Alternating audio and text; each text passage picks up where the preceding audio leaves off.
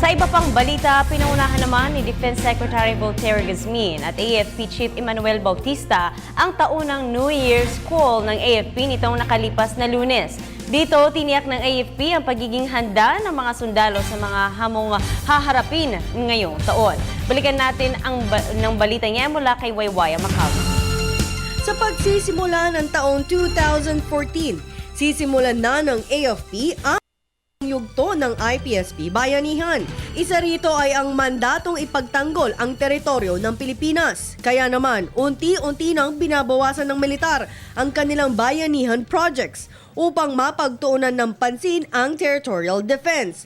Ito upang mapagtanggol ng militar ang mga teritoryo ng Pilipinas sa West Philippine Sea. 2040 kasi ito yung transition na natin.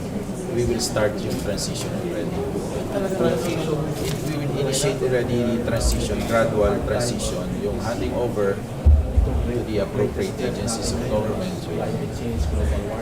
yung peace and security, and starting also our preparing for our other mandates, yung territorial defense, and even addressing climate change. Taong 2011, unang sinimula ng buong hukbong sanatahan ang kanilang Bayanihan Project, na kung saan nagsasagawa sila ng mga proyekto sa mga maliliit na komunidad, kagaya ng pagtatayo ng eskwelahan, paggawa ng tulay, kalsada at iba pa.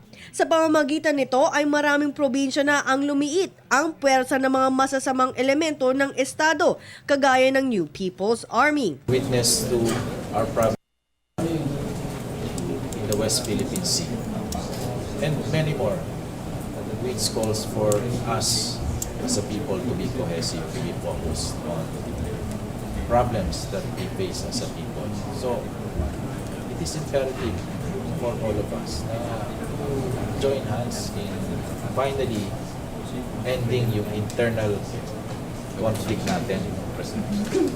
Sa modern times na tayo, Jurassic era yung mga insurgencies internal. Sa taong ito ay nakatakdang magretiro si General Bautista sa July 20. Anya, wala naman siyang kailangang madaliing programa bago siya magretiro at kailangan lang ipagpatuloy ang programa. Kaya naman naniniwala si Bautista na makakamit ng AFP ang kanilang misyon sa taong ito. Para sa Telebisyon ng Bayan, Waywaya Macalma.